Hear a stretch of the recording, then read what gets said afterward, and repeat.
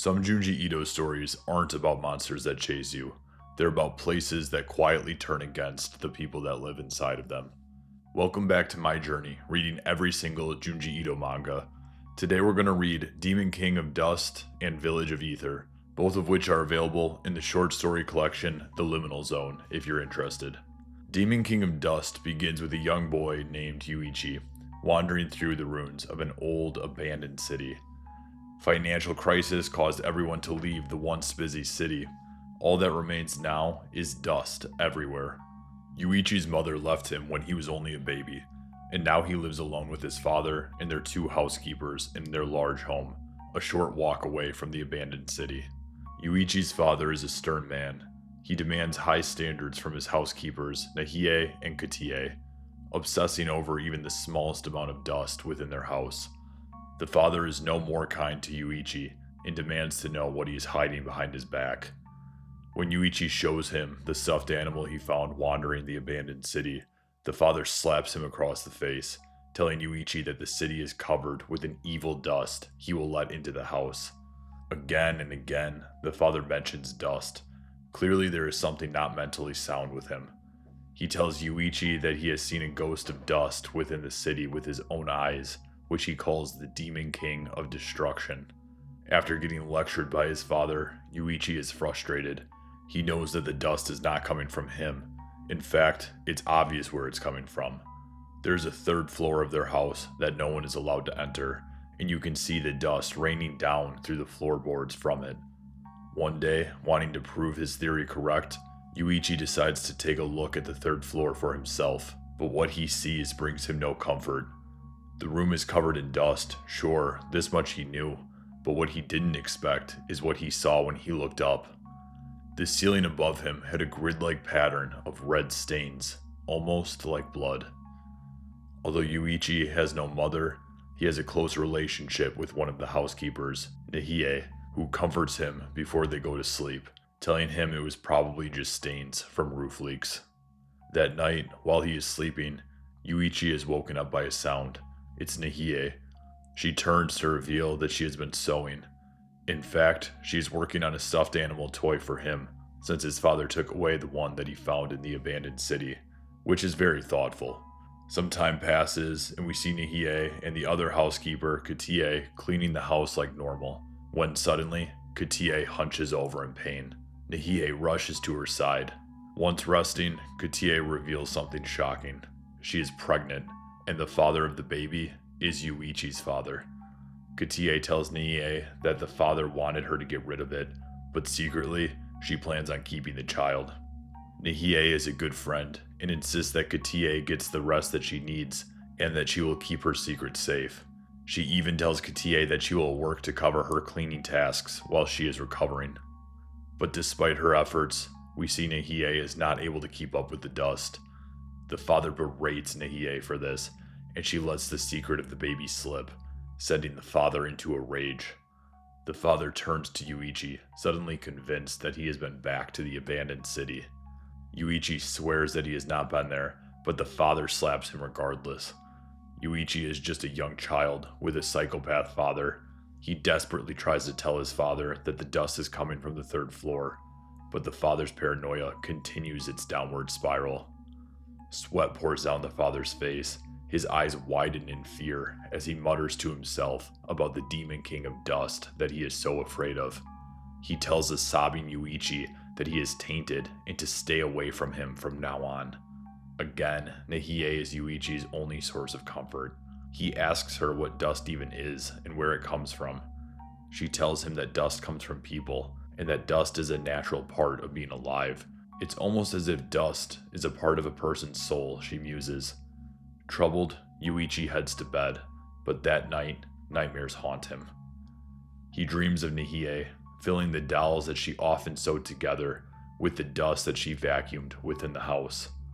When she is finished making them, Yuichi sees her taking needles and stabbing the dolls in the abdomen with an intense, shark-like look in her eyes. I wish I could say that this was the strangest part of the dream, but unfortunately, it gets worse. Yuichi dreams of Nahie grabbing one of her vacuums and opening the lid. In a panel of pure disgust, We see Nahie sticking her tongue into the gritty, hairy basin, licking up and swallowing every bit of dust with greedy ecstasy. But luckily, that was just a dream. Unfortunately, though, in the days that follow, we see that Katie's condition is not improving. It gets worse and worse until suddenly there are screams of pain coming from her room. Nahie, Yuichi, and his father rush to her room to find her grabbing her stomach and twisting in agony. They try to help, but soon the screaming stops and everything is completely silent. Katie has died. The father stares with haunted eyes. We next see the three moving a wrapped futon up to the attic above the third floor. It looks suspiciously human-like in shape. The father commands Yuichi and Nahie to come to the attic with him. Lined up in the small space are probably 30 wrapped futons, laid out in a grid-like pattern. The father tells them that they are looking at the bodies of the former housekeepers. He explains to them both that his grandfather and father started storing housekeeper bodies here when they died in accidents in order to protect the family name. But since Yuichi is the next in the family line, he must now learn of this foul practice. Everything is starting to make more sense. The decaying bodies ooze blood from the futon, explaining the grid Yuichi saw on the ceiling earlier, and the dust throughout the house is the decaying remains of these former housekeepers. As the three make their way back down the stairs, something disturbing begins to happen. The dust is thicker than normal due to the bodies being disturbed, but the dust just doesn't seem to be floating at random. The dust is clumping together like small clouds, forming shapes. To their horror, the shapes continue to take form into humanoid figures, ghosts of the housekeepers, haunting them from the dust of their bodies. And not just one. All throughout the house, these phantoms begin to take shape, suspended in midair, floating on the breeze, rotted and absent expressions staring at the three with unblinking gazes. The father's worst fear has been realized. He is driven almost to the point of insanity. Although disturbing, the dust demons do not cause the family any harm. They simply exist. This does not stop the father from hiding in his bed though, refusing to leave. The descent into madness continues as Nahie enters the father's room with unsettling news. She tells the father that she is pregnant and it is his child. The father insists that this is impossible. After all, they've never been involved with each other. Nahie agrees that they never have, but tells him that she was able to become pregnant by taking in his body directly. The father has a sudden moment of realization. He recognizes Nahie from old photographs. She is in the photos with his grandfather and father, always appearing to be the same age. Whatever she is, it's not human. She must be connected to the strange deaths of all of the housemaids. We cut over to Yuichi looking for Nahie. He enters her room to find various homemade dolls on the ground, all with needles stabbing the abdomen, just like he dreamed. He notices a doll that looks like him and lurches over in pain. Surely this has to be his imagination, right? He was looking for Nahie originally, but now he decides it's time to explore the attic again, even if it means doing so alone. He cuts open the futons, but the bodies are so decomposed that he cannot tell who is who. He is startled by Nahie's voice suddenly behind him, telling him that one of these bodies belongs to his mother. Nahie tells him that she is responsible for all of this. She tells him that she did this because she is obsessed with his family line. For generations, she has assured the family line continues. When a new child is born, she would kill the mother. But now that she is bearing a child of her own, one that will continue his family, she now plans on killing him. Yuichi slowly stumbles back in fear, trapped. He trips on one of the wrapped bodies and lands on another, causing a large plume of dust to cover the entire attic. Nahie inhales the dust, feeding on it. Before she is able to clear enough to see again, Yuichi is able to escape from the attic, but Nahie chases after him in a fury. She stumbles down the hallway after him, at first at a sprint, but every step that follows a little bit slower than the last. As the floorboards creak under her slowing legs, her body swells with an unnaturally quick pregnancy. She suddenly stops dead in her tracks, Her eyes widen with motherly instinct, and she whispers, only to herself, that it is coming. It is time for the baby to arrive. She collapses to the floor, ready to give birth to whatever will come of this unholy act. Yuichi looks from around the corner in horror, terrified of what is soon to come, but nothing could have prepared him. An explosion erupts from the center of Nahie, turning her and everything around her to dust. Yuichi was able to escape the house before it was too late, and ran into the night without looking back. As he ran down the only road from the house toward the abandoned city, he could see a cloud of dust racing past himself overhead. As the dust approached the city, it formed a shape, but this shape was no human. It was the Demon King of Dust. White, cloudy eyes pierced harshly through an ink blot-shaped body of dust, stirring above the city like a phantom. As the Demon King hovers above the ruined city, dust is carried to him from every direction. He feeds on it, and as he does, he grows, becoming more strong, until finally, he descends toward another nearby city, covering everything within it with death, destruction, and dust. And that is the end of Demon King of Dust by Junji Ito. The ending of this story reminded me a lot of Village of the Siren, another Junji Ito story that we covered in an earlier video. The ending of both stories revealed that what we just witnessed was essentially the start of the apocalypse. For me, you can categorize all horror into one of two buckets. The first bucket are stories that keep you up at night because you fear that they could happen to you. The second bucket are stories that are still scary in nature, but don't necessarily haunt you. Anytime the stakes are as high as they were in Demon King of Dust, the story normally will fall in the second bucket for me. Having the end of the world be the end of the story automatically makes it less scary for me, because obviously when I look outside I can see that the world has not ended. This isn't necessarily a complaint though. It's hard to describe, but I find stories like this strangely cozy due to their non-intrusive nature. I love the idea of dust as the element of horror for this week. As always, Junji is incredibly talented at taking things that are not traditionally horror associated and twisting them to his will. Overall, a great read, and we've got a great one ahead. If you're enjoying the video so far, make sure to subscribe to the channel and give the video a like. I'm reading every single Junji Ito manga and making a video on each one. Subscribing helps me a ton, it's free to you, and make sure that you're notified when I release the next video. Up next, we're going to read The Village of Ether. The story begins with a group of college friends exploring a remote area with no cell reception and barely any paved roads. We soon learn that they're searching for the hometown of one of their friends, a boy named Yano, where he grew up as a child. As the group of friends approach a cliff overlooking the town, they see a very strange sight.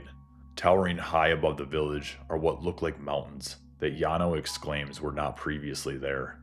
Only these mountains look man-made, almost like large piles of rock that would be made from a mining operation. They don't dwell in the mountains very long, as a young female in the group named Mima suddenly becomes quite sick. They head towards the town to find a hospital. Unfortunately, when they get to town, they find that everything they come across seems to be abandoned, including the hospital. Despite being abandoned, the town is not silent. There's a steady, rhythmic clicking sound that they follow. The sound leads them to a machine pulling water from a deep well. This, in and of itself, is nothing remarkable, but upon examining the machine more closely, Yano cannot believe what he's seen. He believes that this is a perpetual motion machine. In real life, a perpetual motion machine is not physically possible. They're essentially machines that, once put into motion, will continue to operate indefinitely. The group of friends are smart enough to know that these machines should be impossible, but as they continue to explore the abandoned town again and again, they keep finding more of them with different designs. Finally, the group of friends see a nearby townsperson, cloaked with their back turned. They call out, but when the villager turns, something is not right. The man says nothing, his face completely void of all expression. His mouth droops in a flaccid frown. The villager turns back to his work, still saying nothing. The interaction rubbed the group the wrong way, but they decide to move on. Yano leads them to the house of someone that he knew long ago, hoping to finally get Mima some help from her sickness. The group is delighted to find that the house is not abandoned, as they are greeted by Haruto Doran. Haruto is a wheelchair-bound inventor that is obsessed with solving the mysteries of perpetual motion machines, and evidently, he succeeded. Yano tells him that he remembered him from his childhood and brought his friends here to see what came of his work. Haruto is happy to see Yano again and welcomes the group into his home as he leads the way with his perpetual motion wheelchair. Every aspect of Haruto's home is like a Rube Goldberg machine powered by perpetual motion. Cogs and wheels and conveyor belts fill every corner, preparing food, cleaning, and more. Mima, still sick, heads to her room to rest while the others join Haruto for dinner. Cloaked, shadowy figures move throughout the house, similar to the hooded villager that we saw earlier. Haruto explains that the servants perform the few tasks that the machines are not able to. As they are eating dinner, Yano's good friend Toru asks a reasonable question.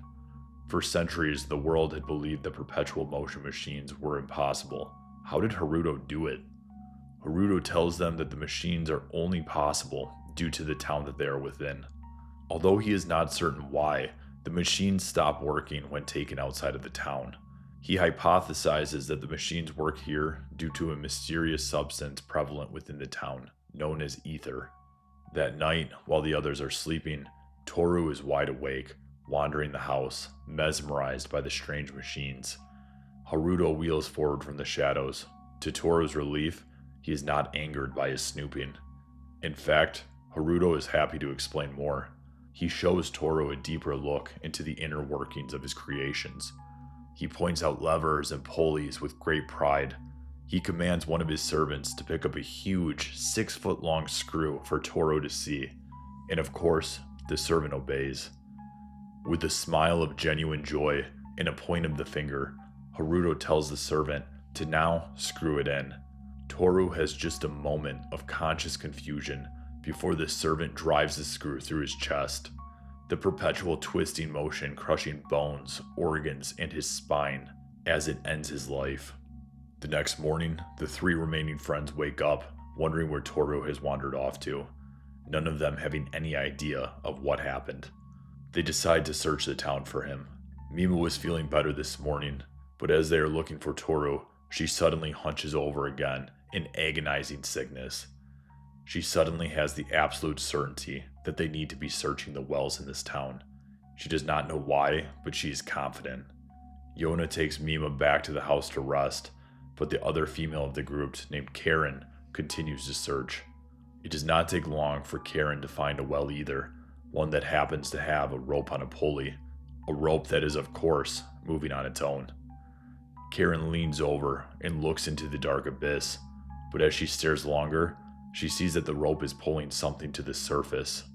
What she sees is a scene of absolute brutality. Toru's body emerges from the well, punctured and mutilated with machinery. Pulleys have been drilled into his forehead, and wheels lodge into his eye sockets. Karen is paralyzed with terror, and worst of all, when she whispers Toru's name, he turns his head towards her. Our perspectives switch to Yona and Mima back at Haruto's home. Night has fallen, and they have just realized something terrible.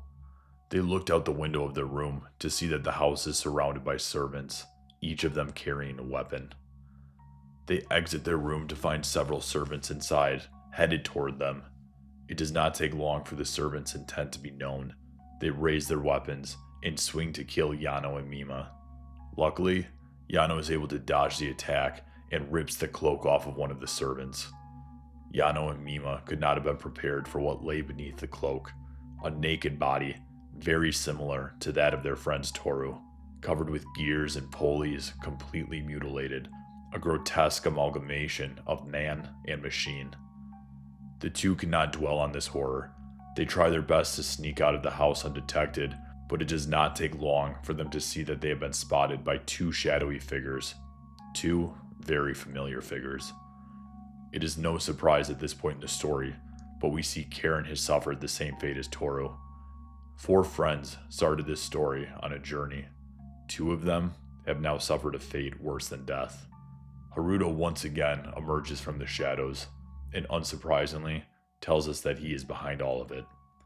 He commands Toru and Karen to capture Yano and Mima, and with nowhere to run, they do. Haruto finally explains what's going on here. He reveals that all of his servants were once members of the town, and that he has killed them all.